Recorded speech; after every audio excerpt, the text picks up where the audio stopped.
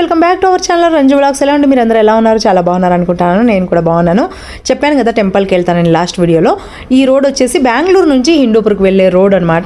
హిందూపూర్కి ఇంకొక 6-7 కిలోమీటర్లు ఉందనగా ఈ గేట్ వస్తుంది అనమాట. కిరికేరి గేట్ అంటారనమాట. ఇక్కడ ఆర్చ్ కనబడుతుంది రైట్ సైడ్లో. ఇక్కడ దిగాలి బస్సులో వచ్చేవాళ్ళు. ఇంకా వీడియోలోకి వెళ్ళక ముందు నా ఛానల్ని సబ్స్క్రైబ్ చేసుకోండి. అలాగే నా వీడియోస్ నచ్చినట్టయితే లైక్ చేయండి, షేర్ చేయండి. పక్కనే కనిపిస్తున్న బెల్ ఐకన్ని క్లిక్ చేసినట్లయితే ఆల్ అని వస్తుంది. దాన్ని క్లిక్ చేస్తే నా ప్రతి ఒక్క వీడియో నోటిఫికేషన్ కూడా మీకు వస్తుంది. ఇంకా టెంపుల్కి వెళ్ళేకి ముందు ఫస్ట్లో ఇక్కడ ఆంజనేయ స్వామి టెంపుల్ కనపడుస్తుంది. చిన్న ఆంజనేయ స్వామి టెంపుల్. ఇక్కడ దండం పెట్టేసుకుని అయితే వెళ్తాను.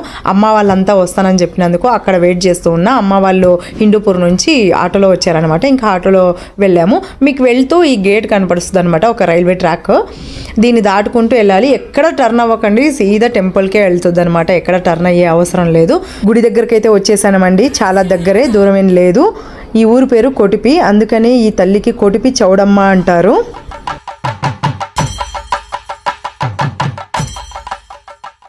ఊరినైతే చూస్తారు కదా, అందుకనే కొటిపి చౌడమ్మ అంటారనమాట. హిందూపురం దగ్గరలో ఉంది. డిస్క్రిప్షన్ బాక్స్లో ప్రతి ఒక్కటి నేను మెన్షన్ చేస్తానన్నమాట. అడ్రస్ ఎక్కడ వస్తుంది ఏమి అని చెప్పేసి.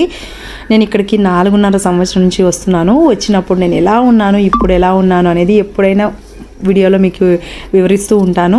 ఇంకా ఇక్కడ గాజులు చూస్తారు కదా, ఇవి అమ్మవారికి వచ్చిన సారలు అనమాట. సారతో పాటు వచ్చిన గాజులు. ఆమె గాజులు కానీ ఆమెకు వచ్చిన సారలు కానీ ఎవ్వరూ ముట్టరు. ఇంకా ఇది మొత్తం చెరువు. ఇక్కడ అమ్మవారు కనబడుతున్నారు కదా, ఇక్కడ మనం ఏవైతే కోరికలు కోరి అవి నెరవేరాక అమ్మవారికి కోడిని కానీ మేకను కానీ ఇస్తామని మొక్కుకుంటారు కదా, ఈ అమ్మవారి దగ్గర బలిస్తారనమాట. బలిచ్చి అక్కడే వండుకుని భోజనం చేసుకుని వెళ్తారు. ఇక్కడ కోడి కనిపిస్తుంది కదా, ఈ జాలరాలో కోడిని కానీ మేకను కానీ వస్తే అందులో వేస్తారనమాట. ఇంకా వెనకాల ఏవి బట్టలు అలా కనపడుతున్నాయని అనుకుంటున్నారేమో, ఇదే చూడండి రాశుల్లో ఉన్న అమ్మవారికి వచ్చిన సారలు అన్నమాట.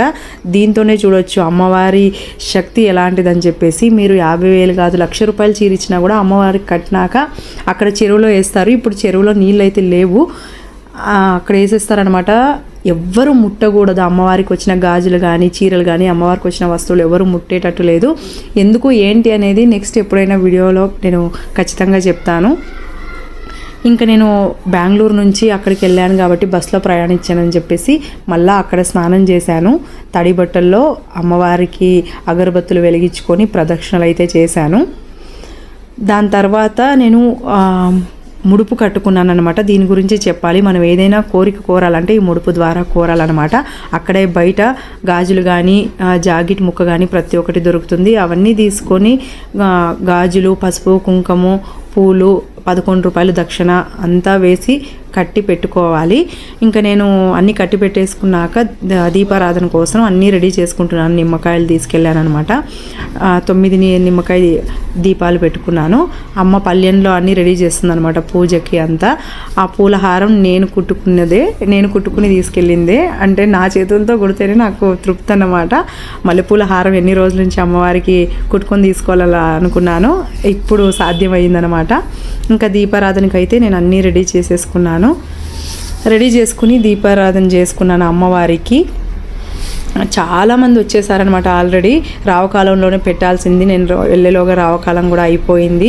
ఎందుకంటే బెంగళూరు నుంచి అక్కడికి వెళ్ళాలి కదా, లేట్ అయింది. అమ్మ వాళ్ళు వచ్చేది లేట్ అయింది. నేను కాచుకొని అక్కడ చాలాసేపు ఇంకా అమ్మవారికి దీపారాధన చేసి బయట పెట్టాను అనమాట. లోపల గుడి చాలా చిన్నది కాబట్టి దీపారాధన చేశాక అమ్మవారికి బయట పెట్టాలి దీపాలు. ఇంకా పూజ సామాన్ తీసుకెళ్ళాను అమ్మవారికి ఇద్దామని చెప్పేసి. ఆ ముడుపు కూడా అందులోనే పెట్టి ఇచ్చాను అనమాట.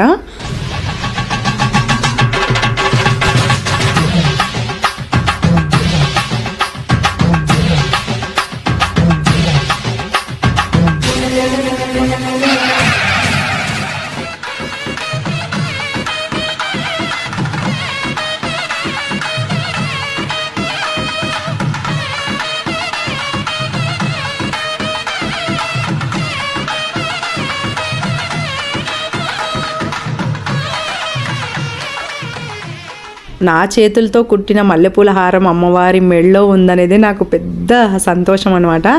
ఇంకా పూజ సామాను ముడుపు అంతా తీసుకొని బయట వెళ్ళాను. ముడుపు అన్నీ బయట కట్టాలన్నమాట. ఇక్కడ చాలా ముడుపులు కట్టుంటారు. ఇంకా ఈరోజు శుక్రవారం కదా, మళ్ళీ కంటిన్యూ అవుతాయి అని చెప్పేసి మొత్తం తీసేసి ఉంటారు. లేదంటే అసలు జాగా ఉండదు కొంచెం కూడా కట్టడానికి.